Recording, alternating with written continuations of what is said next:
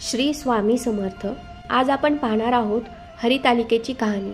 ऐका हरितालिका तुमची कहाणी। एके दिवशी ईश्वर पार्वती कैलास पर्वतावर बसली होती। पार्वतीने शंकराला विचारले, महाराज, सर्व व्रतात चांगलं असं व्रत कोणतं? श्रम थोडे आणि फळ पुष्कळ असं एखादं व्रत असेल तर मला सांगा, आणि मी कोणत्या पुण्याईनं आपल्या पदी पडले हेही मला सांगा।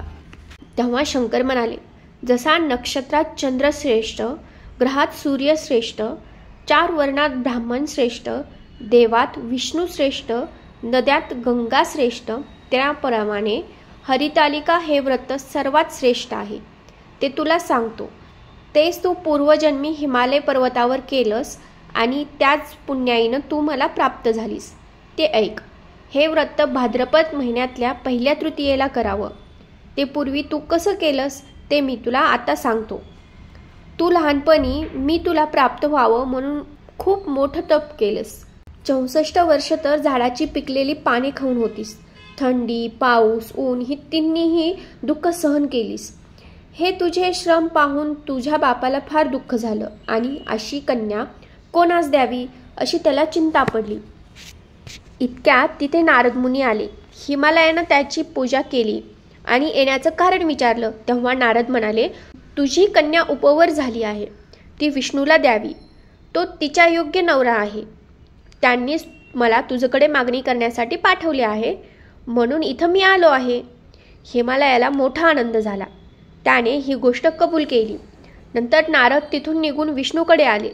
त्यांनी ही हकीकत कळविली व आपण निघून दुसरीकडे गेले। नारद गेल्यावर तुझ्या बापानं ती गोष्ट तुला सांगितली। ती गोष्ट तुला रुचली नाही, तू रागवलीस। असं पाहून तुझ्या सखीनं रागवण्याचं कारण विचारलं। तेव्हा तू सांगितलंस, महादेवा वाचून मला दुसरा पती करणे नाही असा माझा निश्चय आहे। असं असून माझ्या बापानं मला विष्णूला देण्याचं कबूल केलं आहे। याला काय उपाय करावा? मग तुला तुझ्या सखीने एक घोर अरण्यात नेलं। तिथं गेल्यावर एक नदी दृष्टीस पडली। जवळच एक गुहा आढळली। त्या गुहेत जाऊन तू उपवास केलास। तिथं माझं लिंग पार्वतीसह स्थापन केलंस, त्याची पूजा केलीस। तो दिवस भाद्रपद शुद्ध तृतीयेचा होता।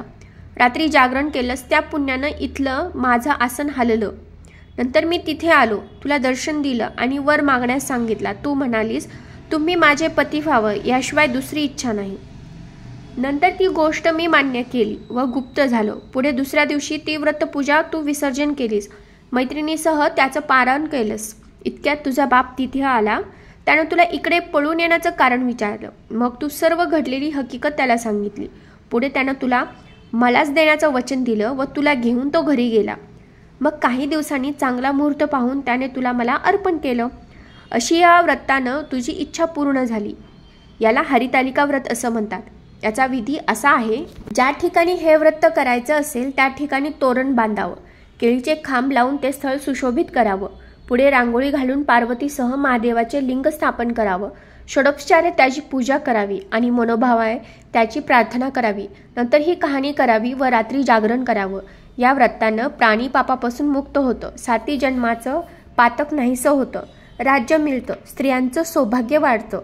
या दिवशी बायकांनी जर काही खाल्लं तर त्या जन्मव्यंध्या व विधवा होतात, दारिद्र्य येतं व पुत्रशोक होतो। कहाणी ऐकल्यावर सुवासिनींना यथाशक्ती वाण द्यावं, दुसऱ्या दिवशी उत्तर पूजा करावी आणि व्रताचं विसर्जन करावं। ही 60 उत्तराची कहाणी 5 उत्तरी देवा ब्राह्मणांच्या द्वारी, गायीचे गोठी, पिंपळाच्या पारी, सुफळ संपूर्ण। तुम्हाला हा व्हिडिओ आवडला असेल तर नक्कीच लाईक, शेअर अँड कमेंट करा। अशाच नवनवीन व्हिडिओसाठी सबस्क्राईब करा। धन्यवाद।